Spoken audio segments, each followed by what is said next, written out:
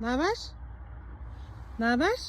Oğlum, sen dedeyle mi oturuyorsun sen? Sen dedeyle mi oturuyorsun? Hemen sevme beni diyorsun.